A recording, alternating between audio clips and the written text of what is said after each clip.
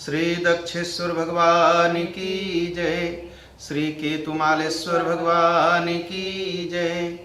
श्री दिव्येश्वर भगवान की जय। भारत माता की जय। श्री गुरुदेव महाराज की जय। हर हर महादेव। सभी भक्त प्राणीजन और इंटरनेट के माध्यम से देखने वाले तमाम भक्तजन, आज शुक्रवार हनुमान जी की कथा। अभी पिछले दिनों हम लोग भगवान श्री सत्यनारायण की कथा सुने और आज जो है हम हनुमान चालीसा में के माध्यम से हनुमान जी की कथा, हनुमान चालीसा में जो हनुमान जी की कथा गाई गई है उसको हम आपको सुनाने जा रहे हैं। बहुत अच्छी बात, आप बड़ी अच्छी संख्या में सुनते हैं कथा को और आनंद लेते हैं। तो हनुमान चालीसा हम लोग सुन रहे हैं और लगभग मैं कोशिश कर रहा हूं कि पूरी जो हनुमान चालीसा की 40 चौपाइयाँ हैं इनका अर्थ मैं आपको बता सकूं। जितना संभव है, जितना मुझसे बन पड़ रहा है, हम आपको सुना रहे हैं, जो मेरी समझ, मेरी बुद्धि, मेरे भाव में। और अच्छा है कि आप सब अच्छा सवाल भी करते हैं कि एक एक चौपाई को सुनने के बाद आप सवाल करते हैं, ये अच्छा लगता है। तो जो हनुमान चालीसा की जो चौपाई है, अष्ट सिद्धि नवनिधि के दाता, असबर दीन जानकी माता। तो आपने सुना अष्ट सिद्धि और नवनिधि, यह क्या है? अष्ट सिद्धि आप सुन चुके हैं और नवनिधि, लेकिन एक सवाल आया। मैंने पिछली कथा में कहा कि भगवान शंकर की जी अष्टमूर्ति कहा गया भगवान शंकर को। पृथ्वी, जल, तेज, वायु, आकाश, यजमान, सोम और सूर्य। इनका अर्थ क्या है? तो इनका भी अर्थ सुन लीजिए। भगवान का जो पहला रूप कहा गया भविष्य पुराण में, क्षिति मूर्ति, पृथ्वी मूर्ति भी कहिए, पहला जो उनका है, पूरे जगत को धारण करने वाली पृथ्वीमयी प्रतिमा के स्वामी जो हैं उनको शिव कहा गया, जो सबके कष्टों को हरते हैं। इसलिए उनको क्षिति मूर्ति, पृथ्वीमयी मूर्ति कहा है। जलमयी मूर्ति, शंकर भगवान का जो दूसरी मूर्ति है उसको जलमयी मूर्ति कहा। जल में जो प्राण शक्ति है, जो जीवनदायिनी है, और हम ऐसा कहते हैं जल ही जीवन है। जहां जल है वहां जीवन है। और संसार को प्रकट करने वाले हैं, सबके प्राण हैं, इसलिए भगवान शंकर को जलमयी मूर्ति कहा गया। फिर उसके बाद भगवान शंकर को अग्निमयी मूर्ति कहा गया। अग्निमयी मूर्ति संपूर्ण जगत के अंदर बाहर जो फैली हुई ऊर्जा है, जो शक्ति है, जो ओजस्वी है, जिनको रुद्र भी कहा जाता है, जो तामसी और दुष्ट प्रवृत्तियों पर नियंत्रण रखने वाले हैं, उनको अग्निमयी मूर्ति कहा गया। वायुमयी मूर्ति, वायुमयी मूर्ति शंकर भगवान की, जो सारे संसार की गति है, वायु है, बिना वायु के हम चल नहीं सकते, इसलिए हमारे शरीर में वायु है और संसार में भी, बाहर भी वायु है। बिना वायु के गति नहीं हो सकती।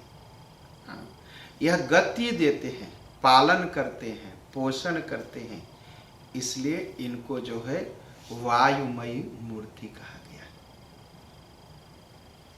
आकाशमयी मूर्ति भगवान का जो पांचवा स्वरूप है, आकाशमयी मूर्ति कहा गया है। समस्त तामसी गुणों को नाश करने वाले, जो समस्त तामसी गुण को नष्ट करते हैं, हाँ, और आकाश स्वरूप हैं, हाँ, प्रसिद्ध हैं, भीम हैं, विशालकाय हैं, जटाजूटधारी हैं, नागों का हार पहनने वाले हैं, बाघंबर की खाल धारण करने वाले हैं, जो बाघंबर पर बैठने वाले हैं, उनको जो है आकाशमयी मूर्ति कहा गया है। यजमानमयी मूर्ति भगवान का जो छठवां स्वरूप है भगवान शंकर का, उसको यजमानमयी मूर्ति कहा गया। या पशुवत प्रवृत्तियों, जो हमारे अंदर पशु बैठा है, इसको जो नाश करते हैं, इनसे जो मुक्ति दिलाते हैं, इसलिए उनको यजमानमयी मूर्ति, जो अपने यजमान का भला करते हैं और अपने यजमान को बुद्धि देते हैं, संपत्ति देते हैं, इसलिए उनको यजमानमयी मूर्ति कहा गया। चंद्रमयी मूर्ति, इनको महादेव भी कहा गया, जो संसार को शांति देते हैं, इसलिए इनको चंद्रमयी मूर्ति। और आठवां है सूर्यमयी मूर्ति। सूर्यमयी मूर्ति इसलिए कहा गया, सूर्य ज्ञान का प्रतीक है, और हमारे सनातन धर्म में ज्ञान जो है, शंकर भगवान को ज्ञानी कहा गया। सारी कथाएं पार्वती जी को सुनाते हैं, इसलिए ये ज्ञानमयी मूर्ति, ये शंकर भगवान की अष्ट मूर्तियां हैं, इनको अष्टमूर्ति कहा गया है। और कहाँ का लिखा है इसके बारे में? भविष्य पुराण में कहा गया। तो अष्ट सिद्धि नवनिधि के दाता, जो यह अष्ट सिद्धि हैं, यह अष्ट सिद्धि ही हमारे जो अष्ट मूर्ति हैं भगवान शंकर, इसलिए इनको कहा गया अष्ट सिद्धि नवनिधि के दाता। और अष्ट सिद्धियों की चर्चा हम पिछली बार सुन चुके। अष्ट सिद्धि नवनिधि के दाता, असबर दीन जानकी माता। निधि, निधि का मतलब होता है संपत्ति। संपत्ति, संपत्ति हमारी कैसी होनी चाहिए, कितने दिन तक हमारा साथ संपत्ति देती है। तो जिसको नौ निधियों में से जो पहली निधि है, उसको कहा गया पद्म निधि।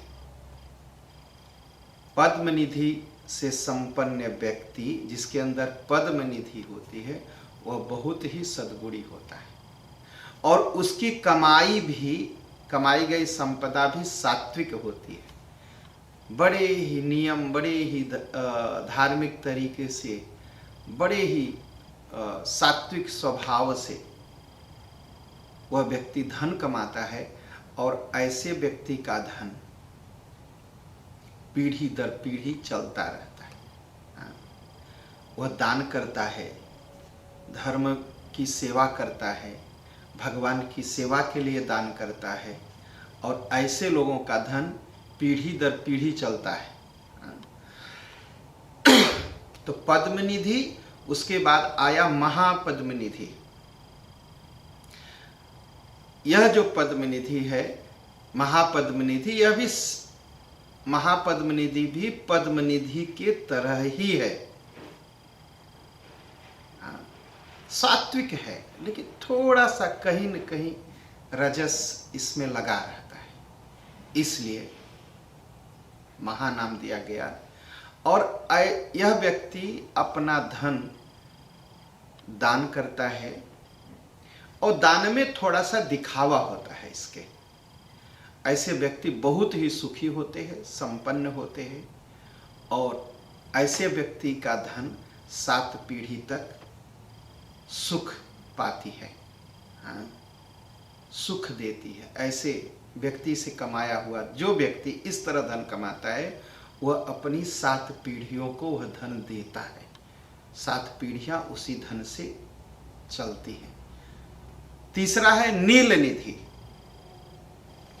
इसमें सत्व और रज रहते हैं, पूरी तरह प्रकट रहता है रज। यह व्यापार करता है, बिजनेस करता है, धन कमाता है, दान देता है, ईश्वर की सेवा करता है।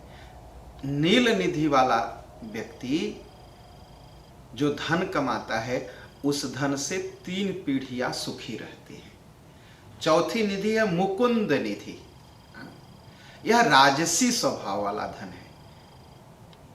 पूरी तरह वह व्यक्ति धन तो कमाता है, लेकिन उसका मन भोग आदि में ज्यादा लगा रहता है, और ऐसा धन एक पीढ़ी के बाद समाप्त हो जाता है। उसके बाद 5वीं निधि है नंद निधि। यह निधि जो व्यक्ति कमाता है धन, तामसी वृत्ति रहती है और राजसी वृत्ति, इसे मिश्रण से, सात्विक राजसी नहीं, तामसिक और राजसिक वृत्ति से वह जीवन में लंबी उम्र पाता है। व्यक्ति बहुत तरक्की करता है और चारों तरफ तारीफ होती है, प्रशंसा होती है उसकी, और वह प्रशंसा से बहुत खुश होता है, लेकिन वह धन उसी तक रहता है। मकर निधि, इस निधि को पूरी तरह से तामसिक कहा गया। हथियार बेच करके कमाना, गोला बारूद बंदूक पिस्तौल बेच करके लोग कमाते हैं। ऐसे लोग अपने शत्रुओं और बंदूक के बल पर धनी बनते हैं, लूटपाट करके धन बनते, ऐसे कहिए। और हर समय हथियार की ही बात करते। बड़े नामी होते हैं, बड़ा सम्मान पाते हैं, लेकिन यह धन इनके रहते ही खत्म हो जाता है और हथियार से ही इनकी मृत्यु होती है। कच्छप निधि, कच्छप निधि 7वीं निधि है। व्यक्ति कमाता तो है, लेकिन दिखावा नहीं करता, बड़ा छिपा के रखता है, खुद भी नहीं खाता, परिवार को भी नहीं खाने देता, और सांप की तरह धन पर बैठा रहता है। इसे कहते कच्छप निधि। धन तो जुटा लेता है, लेकिन धन का सुख नहीं मिल पाता। शंख निधि, शंख निधि ऐसा व्यक्ति धन तो बहुत कमाता है, अपने बहुत धनी होता है, लेकिन उसका परिवार गरीबी में जीता है। वह सारा पैसा अपने नाम कमाने में, अपने ही सुख में बर्बाद कर देता है। उसका परिवार सुखी नहीं पाता, सुख नहीं पाता उस धन का। 9वीं खर्व निधि, इसे मिश्रित निधि करते हैं। ऐसा व्यक्ति धन तो कमाता है, अहंकार भी दिखाता है, झगड़े भी कर लेता है, उग्र स्वभाव का होता है, और बाद में ऐसे व्यक्ति का धन लोट चोर और लुटेरे लूट लेते हैं और उसका धन खत्म हो जाता है। ये 9 निधि है। तो हमारे हनुमान जी अष्ट सिद्धि 9 निधि के दाता, 9 प्रकार की जो निधि हमारे आपके पास है, हमारे हनुमान जी की कृपा से वह शुद्ध कार्य में लगती है,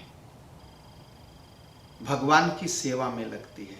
इसलिए 9 निधि के दाता, 9 प्रकार की जो निधि है वह कैसे शुद्ध हो, वह कैसे ईश्वर की सेवा में लगे, कैसे भगवान की सेवा में लगे, यह हनुमान जी निश्चित करते हैं।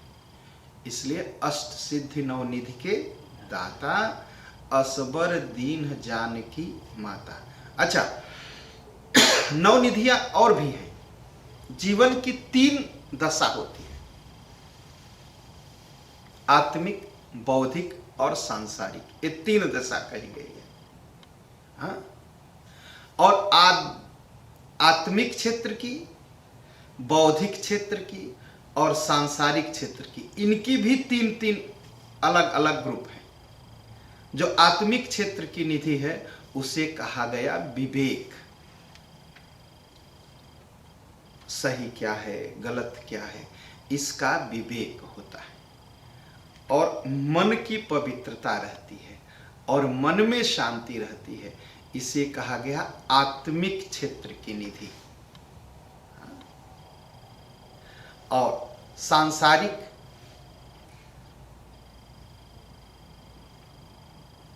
क्षेत्र की निधियां हैं साहस, स्थिरता, कर्तव्य निष्ठा। और सांसारिक क्षेत्र की स्वास्थ्य, समृद्धि और सहयोग। तो बौद्धिक क्षेत्र की निधियां हैं साहस, स्थिरता और कर्तव्य निष्ठा। और सांसारिक क्षेत्र की निधि है स्वास्थ्य, समृद्धि और सहयोग। यह 9 निधि है, 9 निधियां। इसके बाद की चौपाई हम लोग लेते हैं। राम रसायन तुम्हारे पासा, सदा रहो रघुपति के दासा।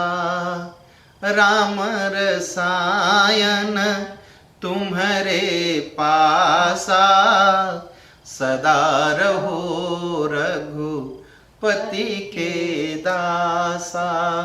जो राम रसायन है यह भगवान के पास, हनुमान जी के पास है। लेकिन राम रसायन है क्या? रसायन होता कैसा है? रसायन का मतलब है दवा। जो बीमारी की दवा होती है उसको रसायन कहा जाता है। तो राम जी का रसायन, राम जी का रसायन कैसा है? राम जी के रसायन को कहा गया है अमृत। तो उसमें कौन कौन से रसायन आते हैं? पहला है नाम रसायन, दूसरा है धाम रसायन, तीसरा है रूप रसायन और चौथा है लीला रसायन। यह रसायन है, यह हमारी बीमारियों को दूर कर देती है। यह राम जी, यह हनुमान जी के पास है और इसको राम रसायन कहा गया। जिसको जिसको बीमारी लगी हमारे हनुमान जी ने उसकी बीमारी ठीक कर दी।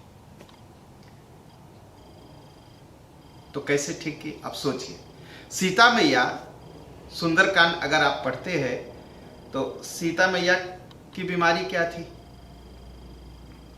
सीता मैया मरने के लिए तैयार हो गई। रावण उनके पास आया और रावण ने धमकी दिया कि अगर महीने भर के अंदर तुमने मेरी बात नहीं मानी तो मैं तुम्हें मार दूंगा। ऐसा रावण ने सीता मैया से कहा। और सीता मैया ने क्या किया? सीता मैया तैयार हो गई मरने के लिए। क्या कहा? त्रिजटा सन बोली कर जोरी, मात विपति सगनी तय मोरी। तजौ देह करि बेग उपाई, दुसह बिरह अब सही नहीं जाई। आनि काठु रच चिता बनाई, मातु अनल मोहिदी पुनि देहि लगाई। सत्य करहि मम प्रीति सयानी, और सुनय को श्रवण सूल सम बानी। सीता मैया ने कहा कि माँ त्रिजटा एक काम करो, थोड़ी सी आगी ला दो, थोड़ी सी लकड़ी ला दो और एक चिता बना दो, उसमें आग लगा दो, मैं बैठ जाऊं और मैं मरना चाहती हूं। मरने के लिए तैयार हो गई। और जब मरने के लिए तैयार हुई तो उसने अग्नि नहीं दी। त्रिजटा ने अग्नि नहीं दी, कहा रात है अग्नि नहीं मिलेगी। आकाश, तारों से अग्नि मांगी, तारों ने नहीं दिया। अशोक से अग्नि मांगी, पेड़ से, उसने भी नहीं दिया। ब्रह्मा जी से अग्नि मांगी, उन्होंने नहीं दिया। सप्त ऋषियों से अग्नि मांगी, उसने भी नहीं दिया। अब वो अपने इतना दुख की मरने के लिए तैयार हो गई। तो हनुमान जी ने उनको राम रसायन दिया। उसका मैंने कहा वह नाम रसायन है। कैसे? कपि कर हृदय विचारी, दीन्हि मुद्रिका डारी। तब जनु अशोक अंगार, दीन हरसि उठि कर गह्यो। अभी तक तो रोने के लिए तैयार थे सीता मैया, और जैसे ही उन्होंने राम नाम की अंगूठी देखी और प्रसन्न हरसि उठि कर गह्यो, यही है, यह हनुमान जी के राम रसायन तुम्हारे पासा। जो आदमी, जो मनुष्य, जो जीव मरने के लिए तैयार है, हमारे हनुमान जी ऐसा राम नाम का मंत्र देते हैं कि वह प्रसन्न हो जाता है, वह जी उठता है, वह जी उठता है एकदम से। यही है। और यह किसके पास है? यह हमारे हनुमान जी के पास है। राम रसायन तुम्हारे पासा, सदा रहो रघुपति के दासा। और दूसरा रसायन लेते हैं तो राम नाम रसायन हुआ। अब लीला रसायन, भगवान की लीला भी रसायन है। अच्छा, रसायन की आदत क्या है? रसायन को बहते रहना चाहिए, रुकना नहीं चाहिए। अच्छा, रसायन पानी जैसा होता है, आप रखेंगे तो बहेगा, वह चलेगा। तो भगवान का नाम चलते रहना चाहिए, रुकना नहीं चाहिए। हाँ? और जो रुक गया, पानी अगर रुका तो सड़ जाता है। हाँ? तो अगर हम भगवान का नाम नहीं लेंगे तो हमारे अंदर विकृति, हमारे अंदर दोष आने लगेगा। और अगर हम भगवान का नाम चलाते रहेंगे तो हमारे अंदर दोष नहीं आएगा। और भगवान का नाम लेना कोई मुश्किल नहीं है। आप जहां बैठे हैं बस वहीं पर राम राम राम राम राम राम अपने इष्ट देव का नाम लेते रहिए। कोई जरूरी नहीं कि आप राम जी का ही नाम लो, जो आपके इष्ट देव हों उनका नाम आप लीजिए। लेकिन हमारे हनुमान जी राम जी का नाम देते हैं तो राम रसायन, इसलिए नाम रसायन है। दूसरा रसायन है हमारे हनुमान जी के पास, कथा रसायन। तो नाम, और उसके शास्त्र में कहा गया लीला। लीला मतलब कथा।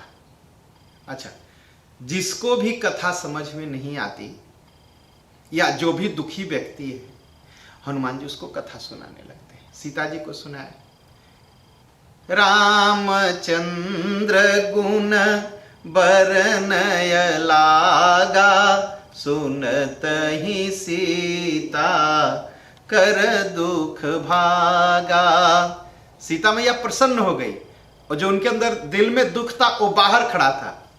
जब हमारे हनुमान जी ने कथा सुनाई तो रामचंद्र गुण बरनय लागा, सुनत ही सीता कर दुख भागा।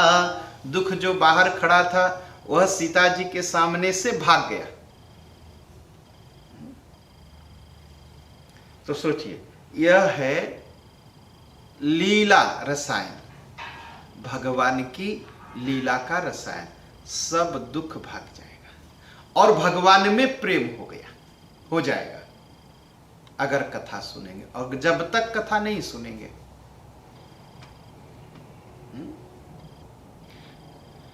कथा का सहारा लेना बहुत जरूरी है, बहुत जरूरी, बहुत जरूरी, बहुत जरूरी। क्योंकि यह रसायन है, हमारे आपके मन की जो बीमारियां हैं ना, और उसको समाप्त कर देगी, समाप्त कर देगी। यह भी एक माध्यम। तो नाम हुआ, धाम हुआ, और अब आइए रूप, भगवान के रूप का दर्शन, भगवान के रूप का दर्शन हनुमान जी कराते हैं। यह भी रसायन है। भगवान को देख लिया, सारी बीमारी। हमारे हनुमान जी कैसे दर्शन कराते हैं? प्रणव पवन कुमार, खल बन पावक ज्ञान घन, जासु हृदय आगार, बसहि राम सर चाप धर। हमारे हनुमान जी हृदय में राम जी और सीता जी को बैठाए रहते हैं। जब कोई भक्त कहता है दर्शन कराओ तो खोल देते हैं, भैया दर्शन कर लो, मंदिर लेके चलते हैं। इसलिए तो रूप रसायन भी हमारे हनुमान जी देते हैं। अच्छा, धाम रसायन, धाम रसायन भी हमारे हनुमान जी देते। किसको किसको दिया?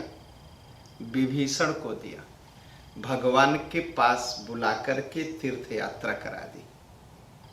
सुग्रीव जो डर करके भगवान से भाग रहा था, उसको बुला करके दर्शन करा दिया। और राज्य पाने के बाद सुग्रीव भगवान को भूल गया, तो हमारे हनुमान जी ने ऐसी कथा सुनाई, तो सुन सुग्रीव परम भय माना, डरने लगा सुग्रीव, और डरबस भगवान के पास, वो भी जो भूल रहा था भगवान का धाम, वो भी भगवान के पास पहुंच गया। तो हमारे हनुमान जी नाम रसायन, नाम, रूप, लीला और धाम, ये चारों तरह का जो रसायन है हमारे हनुमान जी भक्तों को देते हैं। तो राम रसायन तुम्हारे पासा, सदा रहो रघुपति के दासा। और राम जी का रसायन जो नाम रसायन है, अगर कोई मुझसे पूछे भाई आपका किस रसायन पर बहुत विश्वास है, सबका होता है ना, कोई इस दवा पर विश्वास करता है, कोई उस दवा पर विश्वास करता है। तो मैं आपसे सत्य कहूं, मेरा विश्वास नाम रसायन पर है।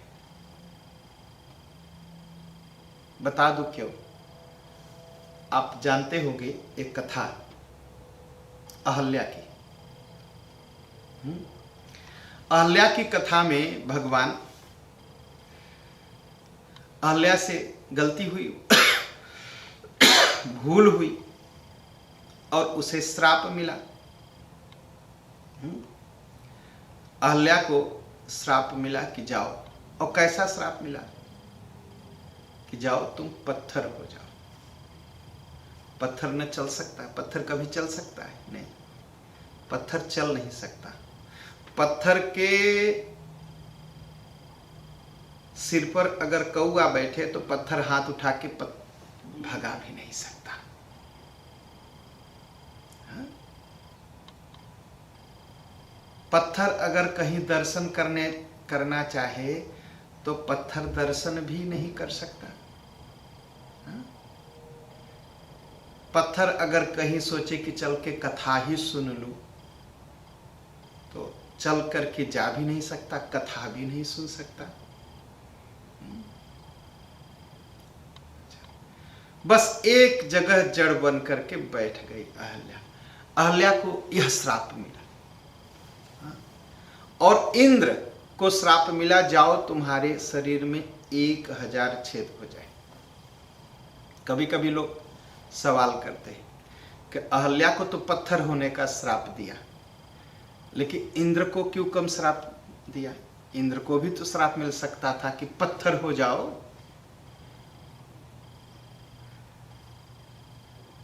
लेकिन गौतम ऋषि ने इंद्र को 1000 शरीर में घाव हो जाए ऐसा श्राप दिया, और अहल्या को पत्थर होने का श्राप दिया।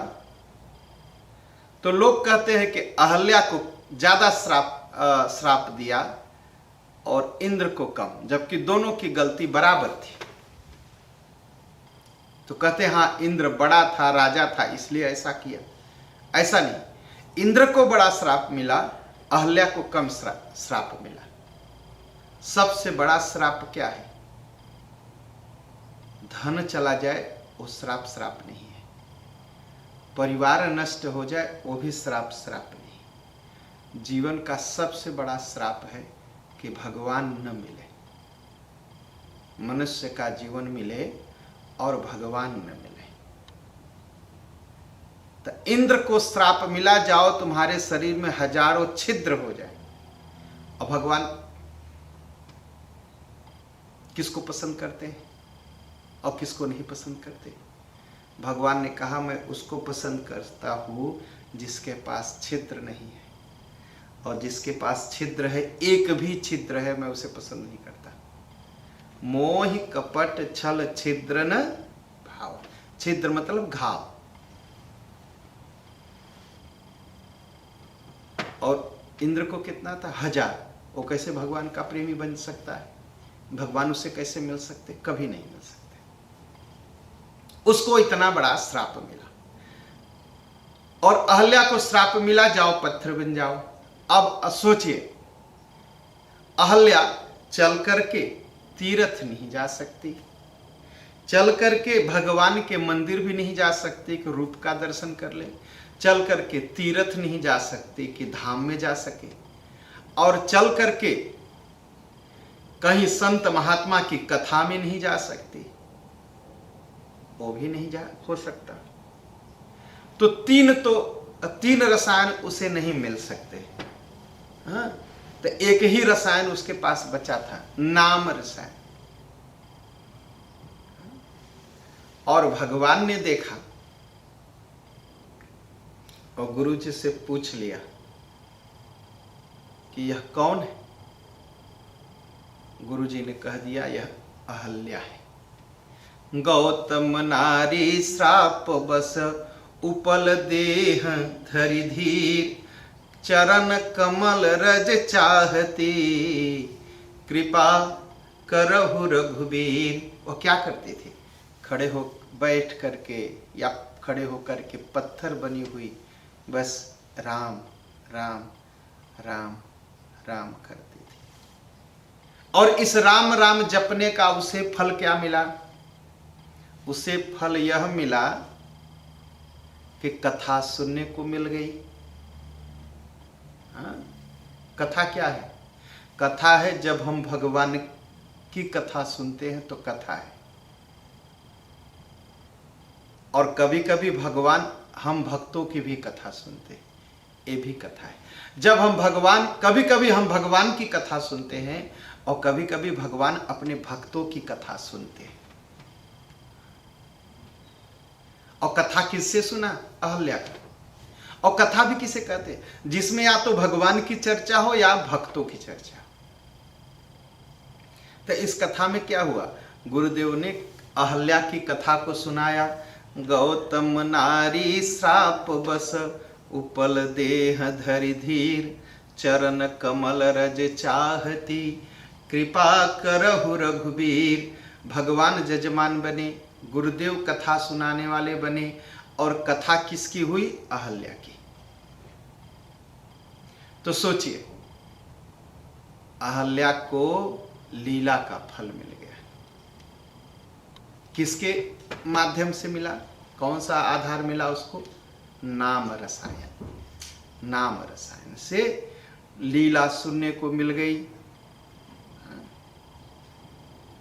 अब देखिए, और नाम रसायन के असर से भगवान उसके सामने खड़े हो गए, तो रूप रसायन का भी दर्शन हो गया।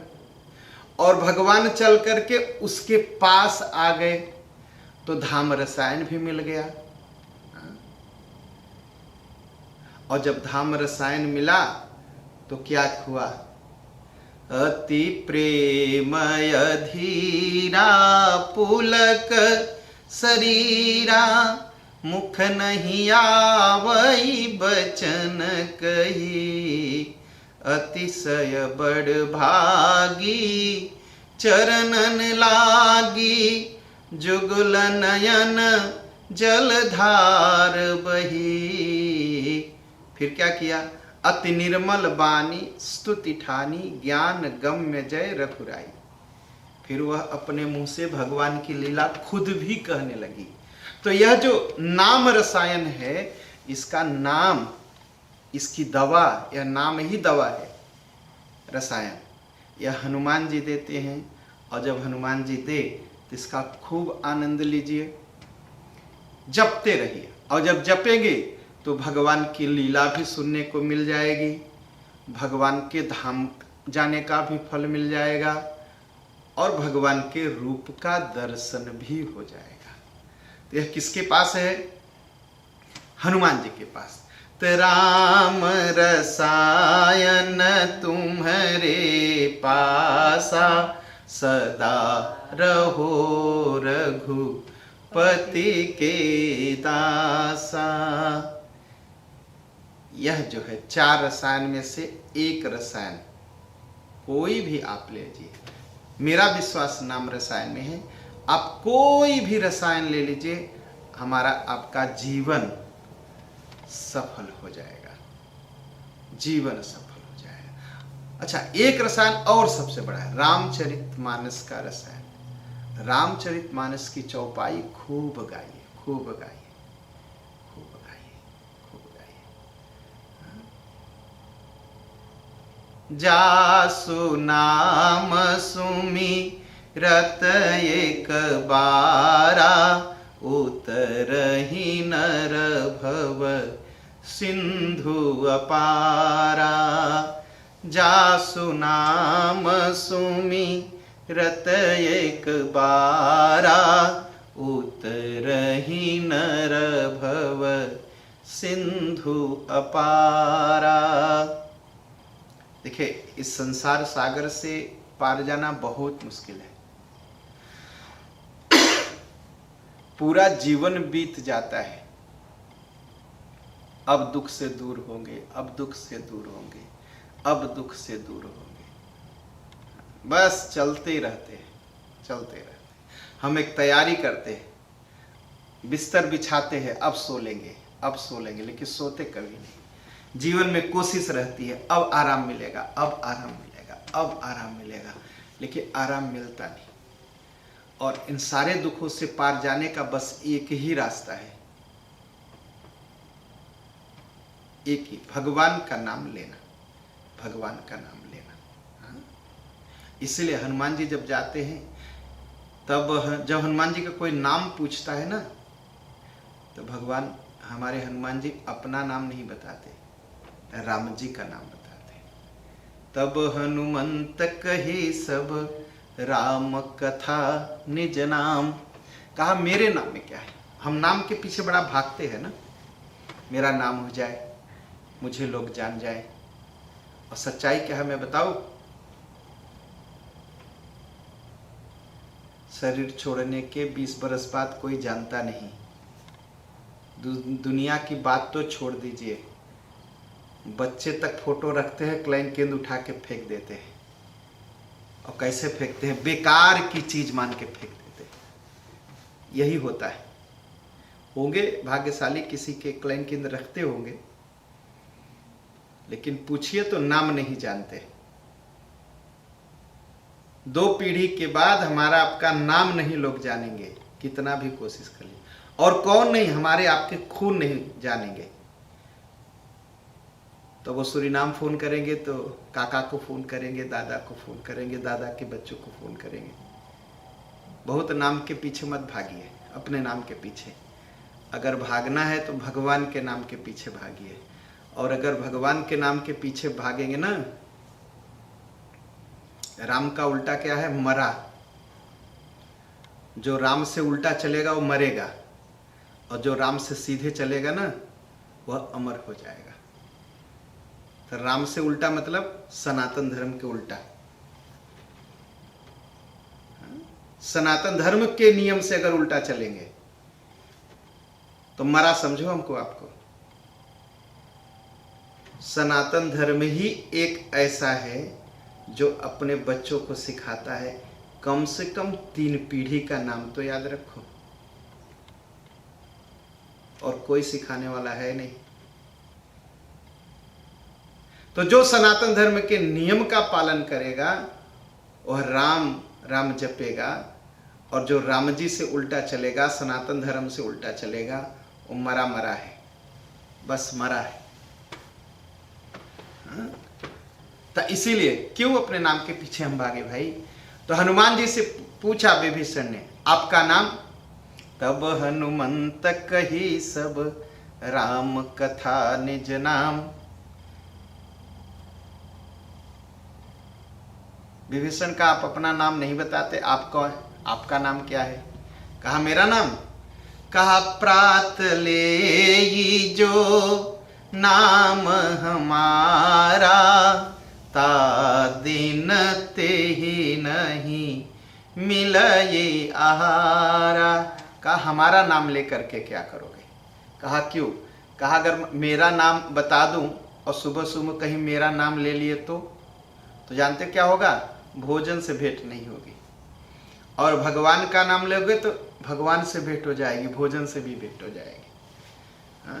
तो मेरा नाम क्या है, भगवान का नाम। तब हनुमंत कही सब राम कथा निज नाम, और सुनत जुगल तन पुलक मन, मगन सुमिर गुण ग्राम। ये है, तो अपने नाम के पीछे नहीं, भगवान के नाम के पीछे भागे, भगवान के नाम के पीछे। तो राम रसायन तुम्हारे पासा, सदा रहो रघुपति के दासा। और दूसरा है धर्म भी रसायन कहा गया। धर्म रसायन, नाम रसायन, भक्ति रसायन, काम रसायन, धर्म भी रसायन। और धर्म के साथ बड़ी समस्या आजकल हो गई। जो रिलीजन है, जो मजहब है, हम उनको धर्म मान लिए। रिलीजन का मतलब है रेल बनाना, एक लाइन बनाना, रिलीजन। और वही मजहब है, वही विश्वास, वही खलौफ है। धर्म वह नहीं है। धर्म का मतलब होता है ईश्वर प्रदत्त गुण। जो गुण हमको आपको भगवान ने दिया वह धर्म है। ईश्वर के दिए हुए गुण से जो अलग या खिलाफ या उल्टा हम कुछ करते हैं वह अधर्म है। जैसे भगवान ने पानी को गुण दिया है ठंडा रहने को। अगर पानी बहुत देर गर्म कर दिया जाए तो पानी खत्म हो जाता है। वैसे ही हम मनुष्य हैं, हमारे अंदर एक गुण होना चाहिए, क्या? सत्य का, प्रेम का और करुणा का। अगर इससे हम अलग जाएंगे तो हम भी खत्म हो जाएंगे। भगवान ने अग्नि को गुण दिया है जलने का, गर्म रहने का। अगर अग्नि नहीं जल रही है, अग्नि में अब गर्मी नहीं है, तो हम लोग क्या कहते हैं? अग्नि बुझ गई, अग्नि मर गई। तो जब भी हम अपना धर्म, ईश्वर प्रदत्त, ईश्वर के द्वारा दिया हुआ गुण अगर हम छोड़ते हैं तो हम मर जाते हैं। इसीलिए आप चाहे इस्लाम छोड़ेंगे, आप मनुष्य हैं, आप जिंदा रहेंगे। आप क्रिश्चियनिटी छोड़ेंगे, आप मनुष्य हैं, आप जिंदा हैं। लेकिन जब आप सनातन धर्म छोड़ेंगे तो आप बचेंगे नहीं। क्यों नहीं बचेंगे? क्योंकि ईश्वर द्वारा दिया हुआ सनातन गुण है, सनातन परंपरा है। आप सत्य, प्रेम और करुणा को अगर छोड़ेंगे तो आप मनुष्य नहीं रहेंगे, तो जानवर हो जाएंगे। और जानवर भी नहीं बचेंगे, उससे भी नीचे चले जाएंगे, एकदम नीचे चले जाएंगे। क्यों? यह सनातन धर्म का सार तत्व है, सत्य, प्रेम और करुणा। सत्य का मतलब है, जो सत्य है भगवान, उस पर विश्वास। प्रेम का मतलब है सारी वस्तुएं ईश्वर की बनाई हुई हैं, सारे जीव ईश्वर के बनाए हुए हैं, उनसे प्रेम। करुणा, अगर उसमें से कोई व्यक्ति सनातन परंपरा को छोड़ करके, ईश्वर प्रदत्त गुण को छोड़ करके उसके उल्टा कुछ करता है तो उसके लिए करुणा होनी चाहिए। गलत रास्ते जा रहा है, इसको सीधे रास्ते, इसको समझाना है ईश्वर का गुण, दिया हुआ गुण यह नहीं है। तो यह धर्म है। अब धर्म क्या है? अब तो बिजनेस की तरह होता है। पैसा लो, साइकिल लो, मेरे मजहब में आ जाओ। जहां 10 दूसरे मजहब के लोग हैं और एक कोई दूसरा है, दूसरी तरह का विश्वास करने वाला, उसको सता करके अपने मजहब में बुलाना, ये मजहबी है। तो धर्म यह रसायन है। अगर हम सनातन धर्म पर चलेंगे, यह रसायन है, हमारे सारे दुखों की समाप्ति हो जाएगी और हम सुखी रहेंगे। तो यह धर्म एक रसायन है। और यह कौन देगा? यह भी हमारे हनुमान जी की, क्योंकि सत्य, प्रेम, करुणा यह हमारे हनुमान जी ही देते हैं।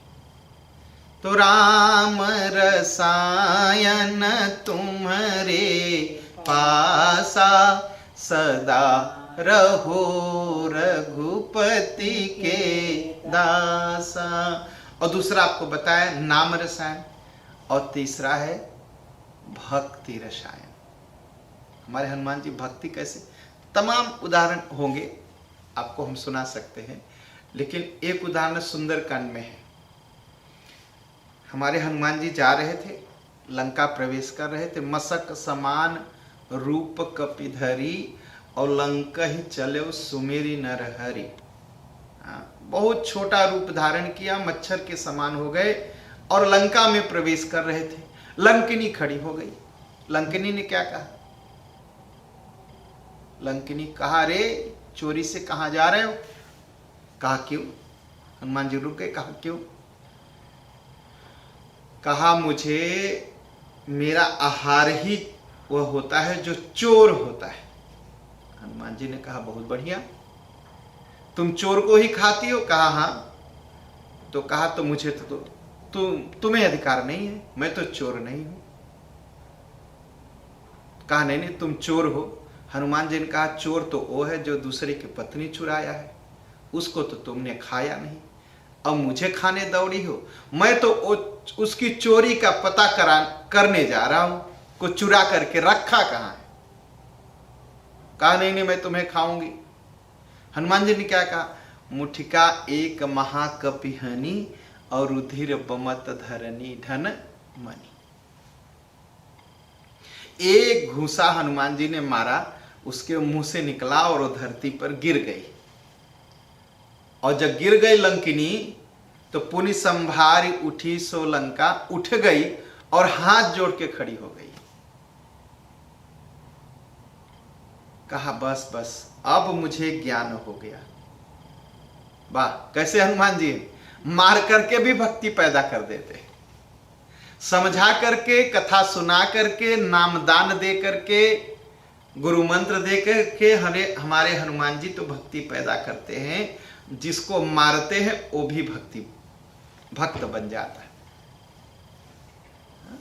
तो लंकिनी को जब मारा तो उठ के खड़ी हुई। तो हनुमान जी ने कहा कि स्वर्ग दे दूं, स्वर्ग जाएगी? कहा नहीं, स्वर्ग जाके क्या करूं? कहा अपवर्ग, मुक्ति दे दूं, भगवान के पास चली जाए? कहा नहीं नहीं वो भी कम है, वो भी नहीं चाहिए। कहा क्या चाहिए? कहा तात स्वर्ग अपवर्ग सुख, धरिय तुलाय कयंग, और तुलनता ही सकल मिली, जो सुख लव सतसंग। कहा मुझे स्वर्ग नहीं चाहिए, अपवर्ग मुक्ति भी नहीं चाहिए। कहा ये सब तो बहुत छोटे हैं। कहा क्यों?